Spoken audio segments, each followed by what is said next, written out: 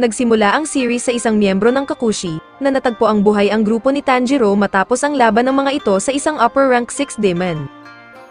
Ito ay nagpabago ng paniniwala ng may sakit na si Kagaya, dahil ito ang unang pagkakataon sa mahigit na 100 taon, na napatay ang isang upper rank demon at makakatulong sa kanila upang magapi si Muzan.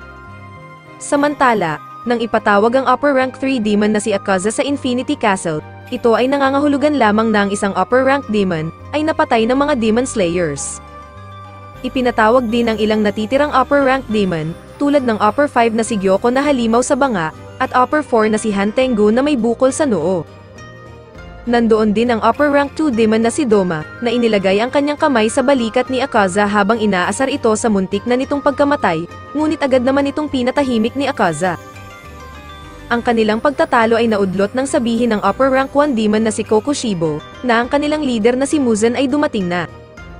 Nagpahayag ito ng pagkadismaya sa kanyang mga tauhan habang lalo pa itong nagalit, dahil patuloy pa ding nabubuhay si Kagaya kahit na inutos na nitong lipunin ang buong pamilya nito.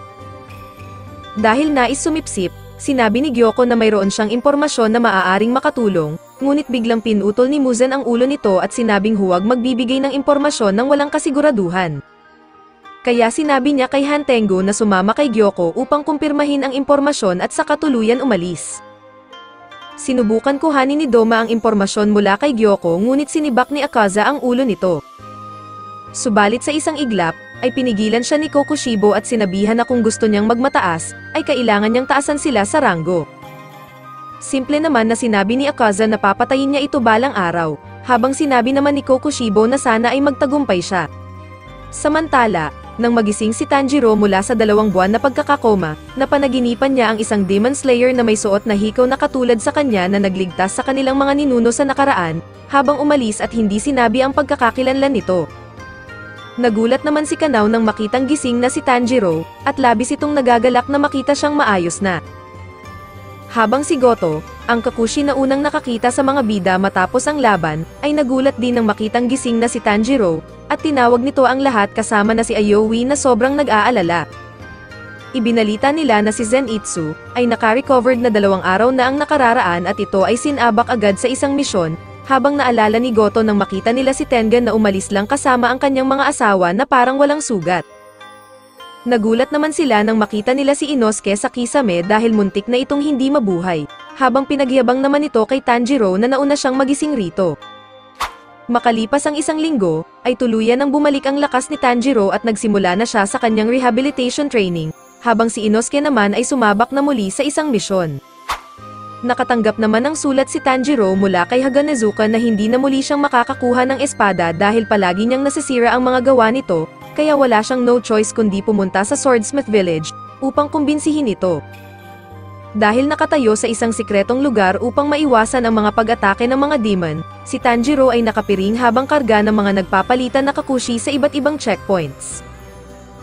Kaya nang makarating sila sa village, ay nagpasalamat siya ng malakas sa huling Kakushi, habang binati naman siya ng pinuno ng village sa kanyang pagdating. Sinabi ng Chief Village na kasalukuyang hindi mahagilap si Haganezuka lalo na kapag ito daw ay nagtatantrum, ngunit kapag nakita daw nila ito ay kakotongan nila ito at ibabalik kay Tanjiro. Kaya iminungkahi muna ng Chief Village na pumunta siya sa hot spring upang mag-relax, habang sinalubong naman siya ng tumatalbog na love hashira na si Mitsuri, at ito ay umiiyak dahil daw mayroong lalaki na hindi siya pinansin kahit maganda daw siya. Nang makarating si Tanjiro sa hot spring, ay nakita niya si Genya na agad niyang naalala dahil sa mga nakaraan nilang pagkikita. Sinubukan niyang makipagkaibigan rito ngunit nilunod lang siya at saka iniwan silang dalawa ni Nezuko. Habang naghahapunan, napag-usapan nila si Genya na nakakabatang kapatid pala ng isang hashira na si Sanemi.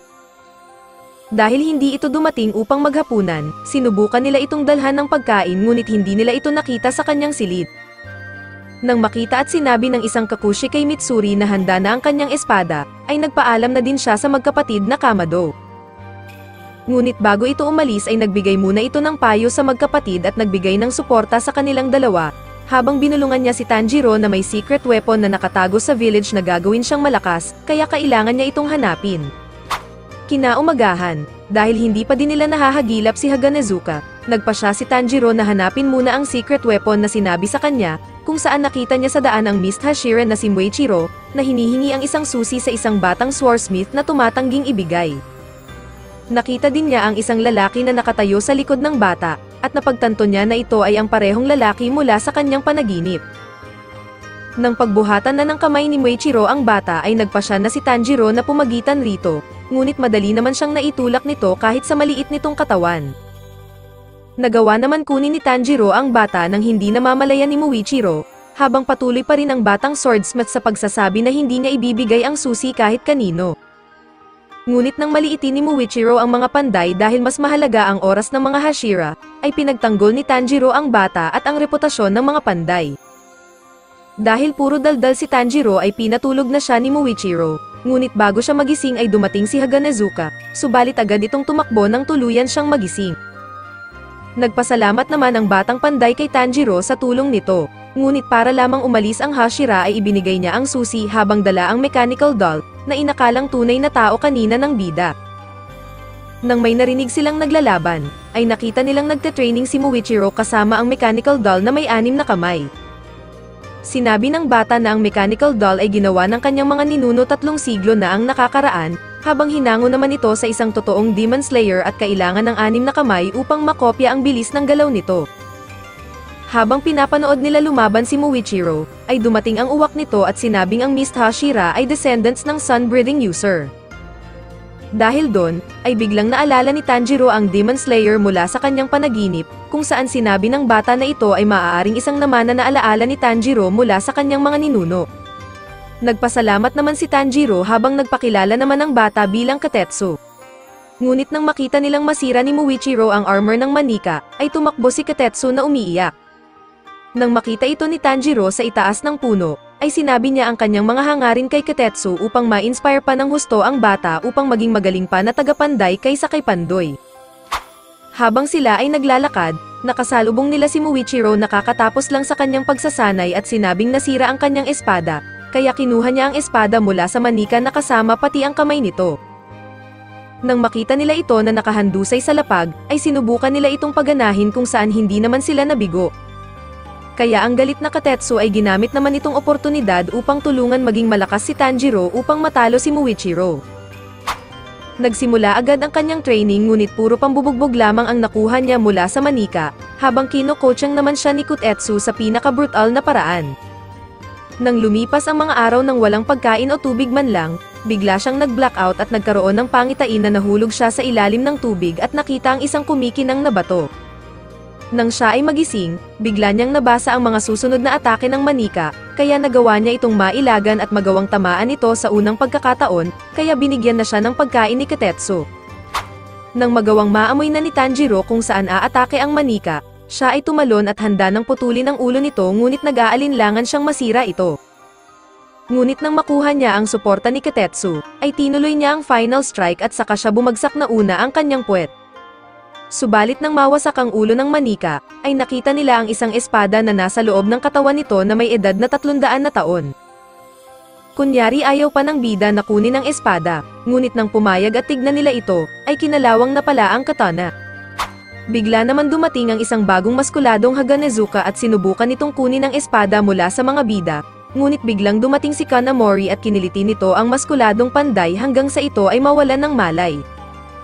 Sinabi ni Kanamori na nagpabuff daw si Haganezuka upang gumawa ng mas malakas na espada para kay Tanjiro, na ikinatuwa naman ng bida. Nang magising si Haganezuka ay sinabi nitong kukunin niya ang lumang espada, habang ibinigay kay Tanjiro ang pansamantalang espada at nangako na aayusin niya ang lumang espada. Kinagabihan, sinubukan ni kwento ni Tanjiro ang mga nangyari kay Genya, ngunit hindi interesado ang Mohawk Boy na makipagkaibigan sa kanya, dahil binali daw niya ang braso nito. Kaya nang ibahin ni Tanjiro ang usapan at ipinakita ang nabungi ng ngipin ni Genya upang ibalik ito, ay nawirduhan sa kanya ang Mohawk Boy at sinipa siya palabas. Samantala, isang panday ang pabalik na galing hot spring nang may nakita itong vase sa daan, ngunit nang tignan niya ito ay bigla siyang hinigop sa loob. Subalit matapos kainin at iluwan nito ang lasog-lasog na katawan ng panday, ay lumabas mula rito ang demon na si Gyoko, at may misyon na wasakin ang village. Habang kasama din niya ang matatakutin na si Hantengo, na may plano naman na paslangin ang lahat. Samantala, ginising ni Muichiro si Tanjiro upang tanungin kung kilala niya si Kanamori, dahil ito daw ang kanyang bagong tagapanday.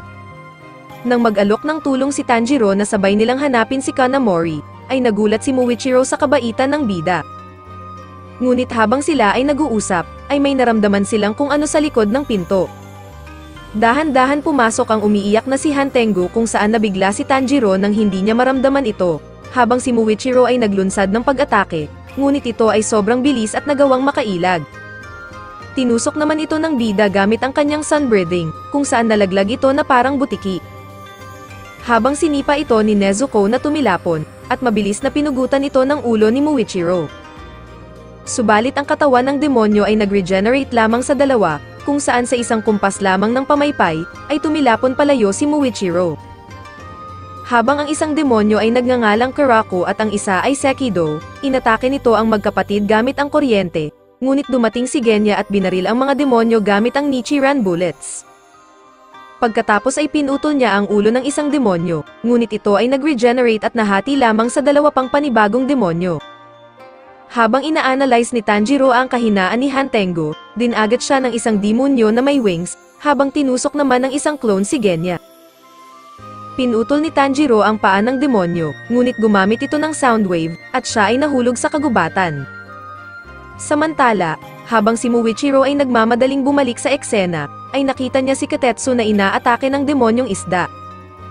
Habang hindi niya sana tutulungan ang bata dahil ito ay walang pakinabang sa kanya, ay bigla niyang naalala ang pagiging matulungin ni Tanjiro. Kaya bumalik siya upang iligtas si Katetsu, at mabilis na hinati ang ulo ng demonyong isda. Gayunpaman, ay madaling nag-regenerate ang ulo ng isda-isda, kaya naisipan ni Muichiro na atakihin ang vase nito sa katawan at saka namatay ito. Nagpasalamat sa kanya si Katetsu at humingi ng paumanhin para sa lahat ng sinabi nito noon, habang nagmakaawa din ito sa kanya na tulungan si Kanamori at Haganezuka, na kasalukuyang inaatake ng mga demonyo. Ito ay nag-triggered ng isang flashback, kung saan siya ay lubhang sugatan at nawalan ng alaala, habang sinabihan siya ni Kagaya na kahit hindi mahalagang pangyayari, ay maaaring mag-triggered ito upang bumalik ang kanyang alaala. Kaya tumakbo siya ng mabilis habang karga si Katetsu upang iligtas ang dalawang panday at ang buong village. Samantala, nang makita ni Tanjiro na tinubuan din ng ulo ang paa ng demonyo at akmang aatake, ay hinati niya ang ulo nito ngunit nag-regenerate lang ito sa dalawa pang demonyo. Ngunit napagtanto ni Tanjiro na ang atake nito ay mas mahina, indikasyon na ang apat na demonyo ay naghahati-hati ng kapangyarihan, at bawat dila ay may mga nakalagay na emosyon. Nang muling umatake ang demonyong si Urogi gamit ang soundwave, ay nakita ni Tanjiro na nawala ang clone nito sa kanyang espada. Ngunit ang laban ay masyado pang malayo ang katapusan dahil patuloy siyang inaatake ni Urogi gamit ang matutulis na kuko na parang agila, habang ang kanyang atake ay walang silbi sa demonyo dahil mabilis itong nakakapag-regenerate. Sa kabilang dako, habang si Nezuko ay kalaban si Kurako, at si Genya naman ay tinusok ng demonyong si Aizetsu, ay hindi nito matanggal ang kanyang sibat sa katawan ng bida kaya binaril siya nito sa ulo. Nang magawang matanggal ang sibat at makapag-regenerate, sinubukan umatake ni Genya sa likuran ngunit kinuryente siya ni Sekido. Nagawa niya itong mapigilan, ngunit hinampas siya ng isa at tumilapon. Sinipa naman si Nezuko na tumagos sa kanyang likuran, ngunit nagawa niya makaganti ng sipa sabay ginamit ang kanyang Demon Blood Art, at ginamit ang sariling pamaypay ng kalaban upang ito ay paliparin. Ngunit tinusok siya ni Sekido sa leeg at sinimulan siyang kuryentehin. Samantala, nang makaisip si Tanjiro ng paraan upang makabalik sa kanyang mga kasama, siya ay nagpanggap na tumetakas palayo. At nang umatake si Urogi ay tinusok niya ito sa bunganga, at ginamit ang sariling momentum ng demonyo upang lumipad pabalik sa bahay, kung saan ikinagulat ito ni Sekido. Sinubukan niyang atakihin si Tanjiro ng kuryente ngunit pinigilan ito ng bida gamit ang paa ni Urogi, since walang talab dito ang kanyang kapangyarihan. Hiniwan ni Tanjiro ang dila ng demonyo dahil matagal silang mag-regenerate kapag ang kanilang dila ang inatake. Ngunit matapos niyang matanggal ang staff sa leeg ng kanyang kapatid, ay umatake muli ang demonyo ngunit pinigilan ito ni Nezuko. Subalit dumating si Kurako at bigla itong inatake ang magkapatid na bumagsak hanggang sa ika-unang palapag ng bahay, at parehong nawalan ng malay. Samantala, itinaas na ang babala sa buong village upang ipabatid ang pagsalakay ng mga isdang demonyo. Gamit ang improvised ng mga sandata, sinubukan lumaban ng mga panday, ngunit nahihirapan silang kalabanin ang mga maskuladong isda-isda. Samantala, isang Kasugay Crow ang humihingi ng tulong, kaya nagmamadali si Mitsuri na makabalik kaagad sa village upang iligtas ang mga mamamayan. Sa kabilang dako, nang makita ni Muichiro ang demonyo sa ilalim ng puno, ay kaagad niyang pinatay ito upang iligtas si Kanamori. Nang makita ng panday na maraming gasgas ang espada ni Muichiro, ay sinabi nito na mayroon siyang espada na ginawa para sa kanya na nakalagay sa isang kubo. Ngunit habang sila ay tumatakbo patungo sa kubo, ay napahinto si Muichiro dahil may naramdaman siyang presensya ng isang demonyo. Gumulong mula sa kakahuyan ang isang vase, at lumabas mula rito ang Upper 5 Demon na si Gyoko, na agad silang binati. Samantala, habang ang village ay kasalukuyang sinasalakay ng mga halimaw, dumating na din si Mitsuri na mabilis na pinatay ang mga demonyo, at nagmadaling puntahan ang chief village na kasalukuyang hawak na malaking maskuladong isda. Habang wala na siyang ibang mahihingian ng tulong at huling tagapagligtas na lamang ng chief village, siya ay sumugod, ngunit binardagol siya. Nang mawalan na siya ng pag-asa ay dumating si Mitsuri sa tamang oras, at nakita niya ang espada nito na nagiging Latigo. Ginamit ni Mitsuri ang kanyang love breathing at napatay niya ang demonyong isda sa isang atake lamang, habang nasalo niya ang chief village na masaya dahil malabag pala. Back to the main house. Habang sinusubukan tumakas ni Nezuko kasama si Tanjiro, sila ay tinamaan ng kidlat at siya ay nawalan ng malay. Mas naunang magising si Tanjiro at tumakbo karga si Nezuko, habang hinahabol sila ni Kurako. Gumawa ang demonyo ng dalawang malakas na pag-atake na ikinawasak ng bahay, habang hinawakan ni Nezuko ang espada ng kanyang kuya. Habang hinahanap ng mga clone ang magkapatid, si Nezuko ay naipit sa isang guho at ayaw bitawan ang patalim ng espada, na pinagtaka naman ito ni Tanjiro. Sa ibang dako, habang kaharap ng tatlo si Gyoko, ay nagsummon ito ng isa pang vase at lumabas rito ang pinagsama-samang 5 panday na kanyang kinain. Habang ang mga ito ay buhay pa at nakakaramdam ng sakit, ang naiinis na si Muichiro ay sinubukan atakihin ang demonyo, ngunit mabilis itong nag-teleport sa iba pang vase. Nang atakihin niya mismo ang vase ay mabilis itong nag-teleport sa panibago, kaya napagtanto na kailangan niyang pugutan ito ng ulo. Dahil sinira ni Muichiro ang kanyang vase, ay nagsummon ito ng 2 isda at bumuga ng mga poison needles sa 2 panday. Ngunit sinangga lahat ito ni Muichiro, at sinabihan na magtago ang dalawa habang kinakaharap ang halimaw sa banga. Matapos ito magpaulan ng mga karayom ni Lola, ang mga salita ni Gyoko ay nag-trigger ng isang alaala mula sa nakaraan ni Muichiro. Gayunpaman, wala siyang oras upang balikan ang mga alaala, ngunit mabilis na ginamit ng demonyo ang Blood Demon Art at natrap siya sa isang water prison. Samantala, ginamit ni Nezuko ang kanyang Blood Demon Art upang paapuyin ang espada ni Tanjiro. Nag-trigger muli ito ng isang pinamanang alaala, na may kinalaman sa misteryosong Demon Slayer na gumamit ng kaparehong lumiliyab na espada. Siya ay inspirado ng lahat ng mga tao na tumulong sa kanya at tiniyak na susuklian niya ang kanilang kabutihan sa pamamagitan ng pagtalo sa mga demonyo. Habang tumatawa lamang ang 2 demonyo, si Sekido na may alaala ni Muzan, ay nakilala ang espada na katulad sa Demon Slayer na muntik na tumalo sa kanyang master. Gamit ang iisang atake lamang, mabilis na sumugod si Tanjiro at pinugutan ng 3 demonyo gamit ang kanyang Hinokami Kagura, Dragon Head Dance. Nang napagtanto na kailangan putulin ng sabay-sabay ang ulo ng demonyo, nakahinga siya ng maluwag nang magawang pugutan din ni Genya ang pang-4 na demonyo. Subalit nang lumingon ito sa kanya, ay ang mga mata nito ay nagkulay itim at naglalaway na parang aswang. Ngunit pumukaw sa kanyang atensyon ay ang 4 na demonyo na pinugutan ng ulo, ay buhay pa din at nagre-regenerate ng sobrang bagal. Kaya nang maisip niya na hindi leeg ang kanilang weak spot, napagtanto niya na may pang-5 pang clone. Matapos ang saglit na pakikipagtalo at pagpapakita ng suporta ni Tanjiro kay Genya na maging Hashira, bigla silang inatake at ang lahat ng clones ay fully healed na. Habang nilalabanan nila Nezuko at Genya ang 2 clone, ginamit ni Tanjiro ang kanyang pang-amoy, at natagpuan niya ang orihinal sa lahat, na si Hantengo. Inutusan niya si Genya na patayin ito habang sinusubukan nilang pigilan magkapatid ang mga clone. Saglit na update lang, si Muichiro ay kasalukuyan pa rin na nakakulong sa water prison at napagtanto niyang nauubusan na siya ng hangin, habang inaasar pa siya ng halimaw sa banga. Balik sa mga kanina pang naglalaban, sinaksak ni Aizetsu si Nezuko na tumigos sa puno, ngunit biglang bumili si Tanjiro at napagtanto ni Sekido na lumalakas ang bida kapag naiipit sa mga delikadong sitwasyon. Habang ginamit naman ni Nezuko ang kanyang Blood Demon Art at si Sekido ay nagsimulang mag-alala. Samantala, habang hindi mahanap ni Genya si Hantengo, sinubukan siyang gabayan ni Tanjiro at napagtanto na nagbago pala ito ng anyo at naging kasing liit ng daga. Habang naiinis si Genya dahil sa napakaliit na demon ay sobrang lakas, ay nagawa niyang tamaan ang leeg nito ngunit nabali lang ang kanyang espada, at hindi rin tinatablan ng bala. Ngunit sa sandaling iyon, ay naramdaman niya ang isang atake sa kanyang likuran na alam niyang hindi niya mailagan. Ito ay nag-trigger ng isang alaala ng kanyang kabataan kasama ang isang mapanakit na ama at isang ina, na handang ipagtanggol sila kapalit ng kanyang buhay. Isang gabi, nag-aalala si Genya at ang kuya niyang si Sanemi dahil hindi pa umuuwi ang kanilang ina. Napagpasyahan ni Sanemi na hanapin ang kanilang ina, habang si Genya ang naiwan upang bantayan ang kanilang mga kapatid. Ngunit nang magising ang mga ito, sila ay naghintay ng buong magdamag. Nang malapit ng magbukang liwayway, ay may narinig silang ingay sa labas ng pinto at nang tignan nila ito, may mabilis na pumasok at lahat sila ay lubhang nasugatan. At nang pagbalingan nito si Genya, ay pumasok bigla si Sanemi at dinala palayo ang demonyo. Kahit alam na wala ng buhay ang kanyang mga kapatid, lumabas si Genya upang humanap ng doktor. Doon ay nakasalubong niya si Sanemi na nakatayo sa tabi ng kanilang ina matapos patayin ito, habang hindi makapaniwala at sinusumpa ang kanyang nakakatandang kapatid.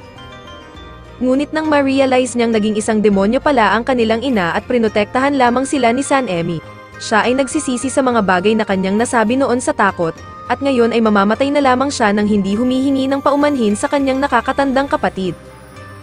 At dahil hindi niya kayang gumamit ng kahit anong breathing, siya ay tinakwil ng kanyang kapatid at hindi siya pwedeng maging isang Hashira. Nang nasa bingit na ng kamatayan, ay biglang dumating si Tanjiro upang iligtas siya, at sinabi na huwag siyang sumuko. Ngunit isang sneak attack ang inihanda ni Aizetsu para kay Tanjiro, subalit mabilis siyang iniligtas din ni Genya nang iharang niya ang kanyang sarili na nagkabutas-butas. Nang ipasa ni Genya kay Tanjiro ang pagpatay kay Hantengo, mabilis siyang tumakbo sa kakahuyan at agad niyang nakita ang maliit na demonyo. Nang maabutan niya ito at sindihan muli ang kanyang espada, nagawa niyang tamaan ito sa leeg, ngunit nang magtatagumpay na sana siyang putulin ito, ay biglang may naramdaman siyang presensya ng panibagong demonyo sa kanyang likuran. Nang umatake ang bagong demonyo, ay nagkaroon ng malakas na pagsabog at may lumabas na 5 wooden dragons, habang daladala nito si Tanjiro paitaas. Nang simulan siyang atakihin ng mga ito, iniligtas siya ni Nezuko ngunit ang mga braso at paa nito ay nakagat. Matapos nila maglanding at mag-regenerate ang mga braso at paa ni Nezuko, ipinakita ng bagong demonyo ang kanyang sarili bilang Hatred Demon. Dahil tukot na magtagumpay si Tanjiro, sapilitang hinigop ni Sekido ang 4 na demonyo, at nag-transform ito sa panibagong demonyo bilang si Zohakuten. Nang itago ng clone si Hantengo upang proteksyonan, sinubukan pigilan ito ni Tanjiro ngunit nakaramdam ang dalawang bida ng malakas na aura mula sa demonyo, kung saan nahirapan silang huminga at hindi nakagalaw sa takot. Nang tawagin sila ng kalaban na masasamang tao dahil sa pagpapahirap sa isang mahina na tulad ni Hantengo, ay kwinestyon ito ng bida habang ang mga salita nito ay nagpagalit sa kanya, na nagpalupig ng takot sa kanyang katawan at handa ng lumaban. Samantala, habang si Muichiro ay nasa loob pa din ng water prison, na-curious si Gyoko sa kubo kung bakit nila ito prinoprotektahan, kaya bumalik ito sa kanyang base upang imbestigahan. Nang ma-realize na maaari pang gumamit ng atake sa natitirang oxygen sa kanyang baga, gumawa siya ng isang form ngunit hindi tumalab, dahil na din sa kanyang pingas na espada. Nagsimula na siyang mawalan ng pag-asa at sumuko na lamang, ngunit biglang nakita niya si Tanjiro. Nang makapasok si Gyoko sa loob ng kubo, ay inatake niya si Kanamori habang nakita si Haganezuka na sobrang focus sa paghahasa ng espadang nakita nila Tanjiro. At dahil sa sobrang focus nito sa kanyang ginagawa ay hindi niya napansin ang halimaw na nakapasok na pala at dumadaldal. Ito ay ikinaputok ng budhi ng demonyo kaya sinubukan niyang atakihin ito, ngunit hindi pa din ito tumigil sa kanyang ginagawa. Kahit muli niyang atakihin at masira ang maskara nito, ay hindi pa din humihinto si Haganezuka habang ito ay nag-iisip ng malalim.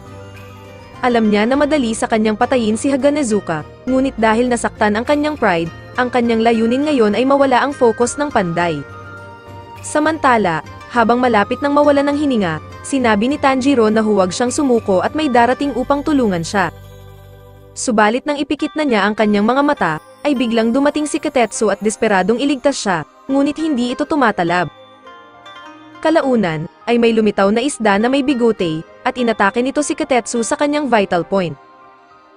Lumapit sa kanya si Katetsu habang idinikit nito ang kanyang mukha sa prison, at bumuga ng hangin patungo kay Muichiro.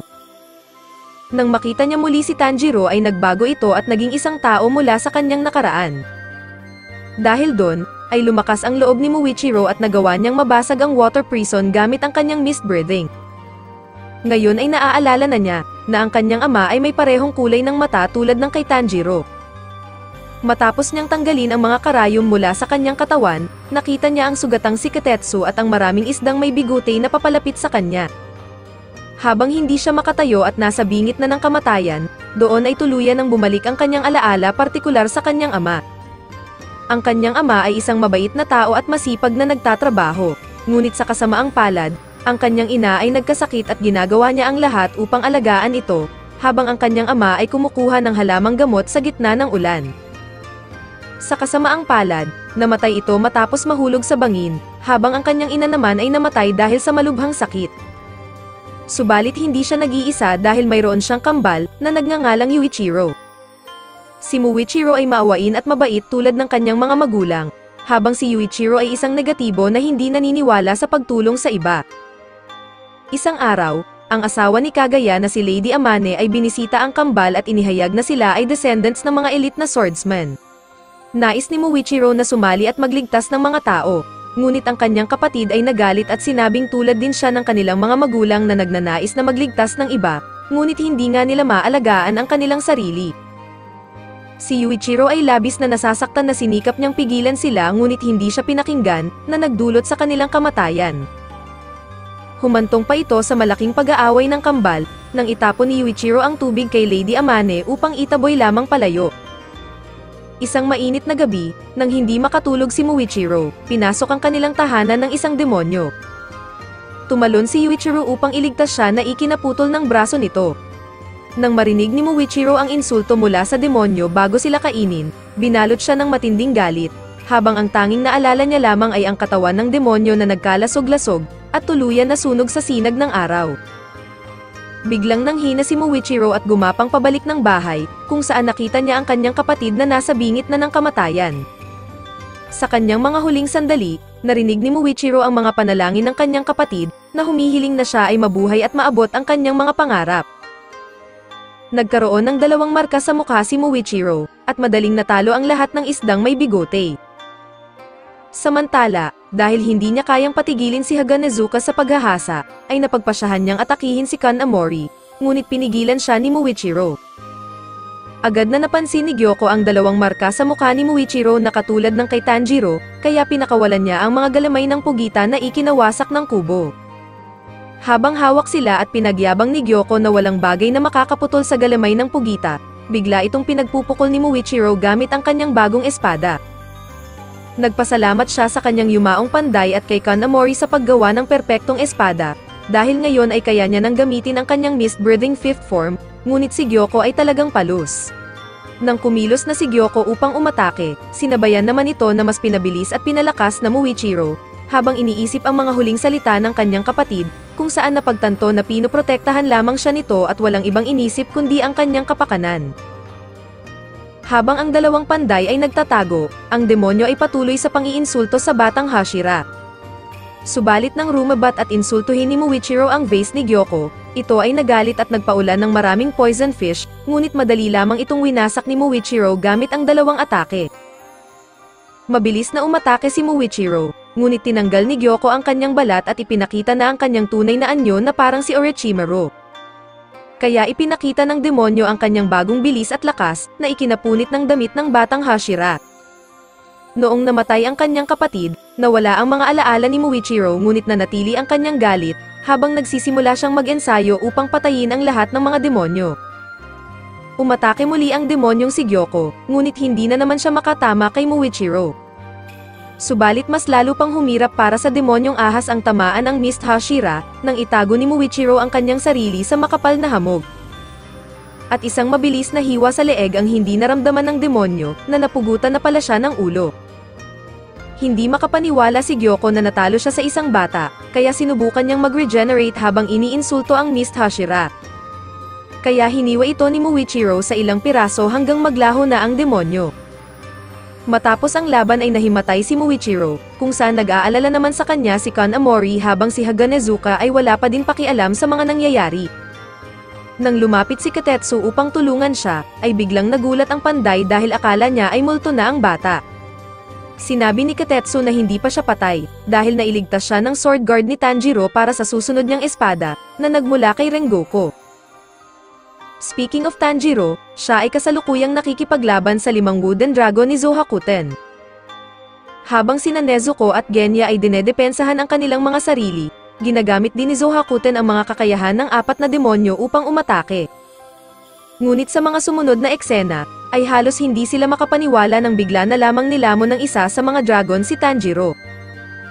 Habang pinipisatang bida sa tiyan ng halimaw, biglang dumating ang Love Hashira na si Mitsuri, at hiniwa ang buong katawan ng dragon at nagawang mailigtas si Tanjiro. Sinabi niya kay Tanjiro na maaari na siyang magpahinga at nangako na ililigtas si Nezuko at Genya. Walang pag-aalinlangan na sumugod si Mitsuri sa kalaban, at madali lamang na napatumba ang 3 dragon sa isang atake lamang, gamit ang kanyang Latigo na espada. Gumamit si Zohakuten ng Thunder Attack ngunit gamit ang Love-Breathing Multiple Form, ay madali ni Mitsuri na tinabla ang pag-atake. Dahil dun ay nag-summon pa ng mas maraming dragon ang demonyo, ngunit gamit ang Love-Breathing 5th Form ay nagawa ni Mitsuri na wasakin ito lahat. At pagkatapos ay nagawa niyang makalapit upang pugutan ito ng ulo, ngunit isang direktang atake mula sa demonyo upang pigilan siya. Bagamat nagawa niyang makasurvive mula sa malakas na atake, si Mitsuri ay natulala at hindi makagalaw. At bago pa man tuluyan tapusin ng demonyo si Mitsuri, ay nauwi na naman sa isang flashback ang eksena, kung saan tinanggihan ng isang nerd ang marriage proposal ni Mitsuri. Sinabi nito na tanging hayop lamang ang magpapakasal sa kanya dahil hindi nito kayang maisip na ang kanyang magiging mga anak ay may kakaibang kulay ang buhok. Si Mitsuri ay isang kakaibang bata na may matinding lakas at malakas na gana sa pagkain, habang kahit ang mga sumo wrestler ay kaya niyang talunin sa isang arm wrestling. At nang siya ay magdalaga, napagtanto niya na kakaiba siya sa ibang babae, kaya napaisip siya kung may nais bang magpakasal sa kanya. Kaya matapos ma-cancel ang kanyang engagement, ay nagkulay siya ng buhok, kumain ng kaunti at magpanggap na mahina, upang sa gayon ay may lalaking tumanggap sa kanya. Ngunit siya ay nagkamalay na daladala ng mga bida upang iligtas sa atake ng demonyo. Muli siyang binuhat ng mga bida upang ilagay sa ligtas na lugar habang ang demonyo ay inatake sila ng malakas na kidlat, ngunit hinawi lamang ito ni Mitsuri at sinabing poprotektahan niya silang lahat. Kaya nang maalala niya nang makapasok siya sa Demon Slayer Corps, doon ay naramdaman niya ang pagtanggap ng lahat kung sino siya, at kahit na ang Hashira na si Yuragi, ay tila nagkagusto sa kanya at niregaluhan siya ng isang pares ng medyas, na ngayoy suot-suot niya. Sinabi ni Mitsuri na hindi pa niya pinapakita ang kanyang tunay na kakayahan dahil natatakot siyang hindi makita ng iba bilang isang tao, kaya sumugod siya upang protektahan sila habang ang mga bida ay planong makalapit sa pinagtataguan ni Hantengo. Nagawang maamoy ni Tanjiro ang kinaroroonan ni Hantengo na nakatago sa loob ng isang kahoy, ngunit hindi nila ito magawang putulin. Kaya sinimulan kagatin ni Genya ang balat ng puno, dahil noong kinain niya kanina ang laman ng isang demonyo ay nagkaroon siya ng lakas upang maputol ito. Dinepensahan ng puno ang sarili nito, subalit ginamitan ito ni Nezuko ng kanyang Blood Demon Art habang hiniwa ito ni Tanjiro gamit ang kanyang Flame Dance technique. Ngunit ang demonyo ay wala sa loob ng mga kahoy kung saan nakita ito ni Tanjiro na nagdadahan-dahan pang tumetakas. Sinubukan bunutin ni Genya ng kanyang buong lakas ang isang puno at ihagis sa demonyo, ngunit nakatakas pa din ito. Habang malapit nang sumikat ang araw at patuloy pa din ang paghabol ng mga bida sa mas pinabilis at lalong lumalayo na si Hantengo, ang sugat ni Tanjiro sa paa ay nagpabagal sa kanyang pagtakbo. Gayunpaman, bigla niyang naalala ang mga salita ni Zenitsu kung paano gumagana ang thunder breathing. Sa pamamagitan ng buong konsentrasyon, inilagay ni Tanjiro ang kanyang buong lakas sa kanyang kanang binti, at bigla siyang bumilis patungo kay Hantengo. Nagawa muli ni Tanjiro na tamaan sa leeg ang demonyo, ngunit bago pa niya ito tuluyang mahiwa, ay bigla itong lumingon at lumaki na triple sa kanyang laki, habang pinisil ang kanyang ulo. Dumating naman si Genya upang tulungan ang bida, habang ginamit ni Nezuko ang kanyang Blood Demon Art at nagawa ni Genyan na pakawalan si Tanjiro.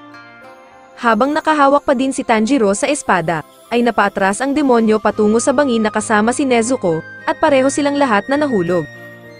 Ngayong natanggal ang magkabilang braso ni Hantengo at maraming lakas ang nawala sa kanya, ay kailangan niyang kumain ng mga tao upang makapag-regenerate, ngunit nakita niya si Tanjiro na nakasabit sa sanga at pinagbantaan na pupugutan siya ng ulo.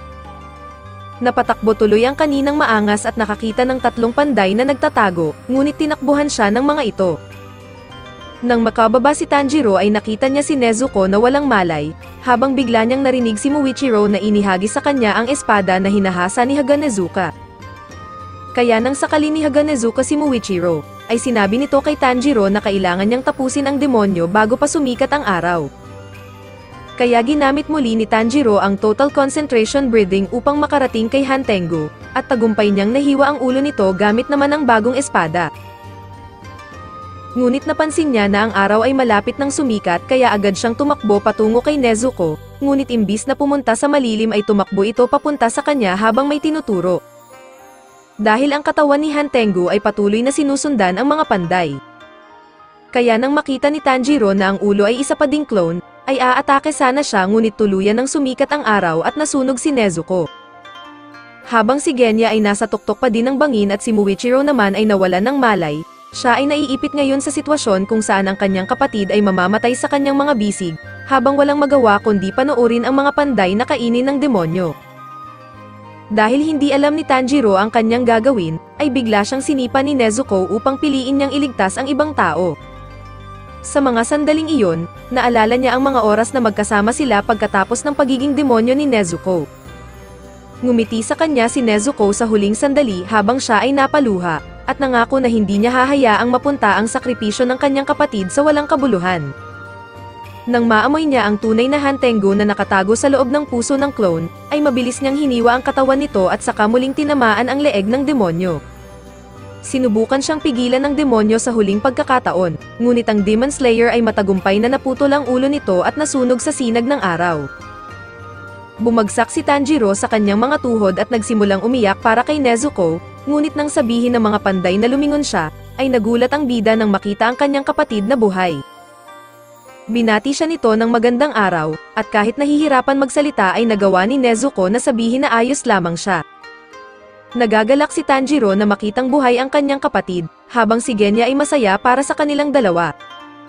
Samantala, inakala ni Mitsuri na ito na ang kanyang katapusan, ngunit biglang naglaho ito pati na si Zohakuten, at napagtanto na nanalo sina Tanjiro. Sa ibang dako, matapos malaman mula kay Hantengo na may demonyo na hindi namamatay sa sinag ng araw, si Muzan na nagbalat kayo bilang isang bata ay natuwa, dahil kailangan niya na lamang kainin ang nasabing demonyo upang maging immortal. Habang pinatay niya ang babae at ang kasambahay, at saka umalis na parang papasok lang sa trabaho. Naalala ni Muzan na nagsimula ang lahat 1,000 taon na ang nakararaan. Siya ay isang may sakit na lalaki na itinakdang mamatay bago pa siya humantong sa 20 taon gulang, kung saan ang doktor na gumagamot sa kanya ang tanging taong tumutulong sa kanya.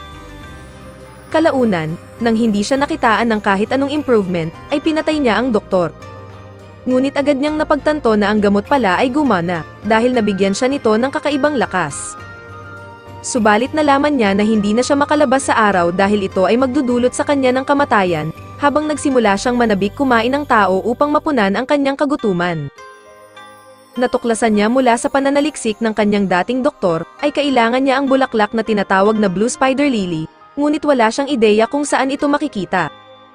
Kaya gumawa siya ng maraming demonyo upang hanapin ang may kakayahan na lumaban sa araw, subalit ngayon ay natagpuan niya na ang sagot, mula kay Nezuko. Samantala, nagpasalamat naman si Muichiro kay Tanjiro dahil sa pagtulong na maibalik ang kanyang dating alaala, habang dumating naman si Mitsuri at niyakap silang lahat dahil natutuwa siya na walang namatay sa kanilang lahat. Nagulat si Mitsuri nang napansin niyang nakakapagsalita na si Nezuko, habang niyakap niya ito at sinabing natutuwa siya para sa kanilang magkapatid. Samantala, si Lady Tamayo ay gumagawa ng sulat upang magpasalamat kay Tanjiro sa pagbibigay ng dugo ni Nezuko, dahil nakagawa siya ng isang lunas upang mapalaya ang isang dating demonyo mula sa kontrol ni Muzan. Sinabi niya na ang dugo ni Nezuko ay nagbabago, at nagtataka siya kung bakit hindi pa din bumabalik si Nezuko sa pagiging isang tao. Iniisip ni Lady Tamayo na baka may iba itong pinapahalagahan bukod sa kanyang pagiging tao, at may teorya na baka maaaring magkaroon ng kakayahan si Nezuko na malabanan ang liwanag ng araw sa hinaharap, at ito nga ay nagkatotoo. Habang ang mga panday ay nagsimula ng ayusin ang kanilang nasirang nayon, nagpaalam na si Tanjiro sa punong panday habang si Nezuko naman ay natutulog sa kanyang kahon. Kahit napipilitan ay pumunta din si Haga Nezuko upang magpasalamat kay Tanjiro, at sinabing kapag ganap na niyang maayos ang espada ay dadalhin niya ito sa kanya. Nang handa nang umalis ay piniringan na muli ng isang kakushi si Tanjiro, habang nagpapaalam sakay ng isang kariton. Ngunit biglang huminto ang kariton at nang tanggalin ang kanyang takip sa mata, ay bumungad sa kanya ang buong nayon na nagdiriwang at nagpapasalamat sa kanyang tulong. Habang itinuring siya ng buong nayon na isang tagapagligtas at kanilang hero. At dito na nagtatapos ang series. Maraming salamat sa panonood.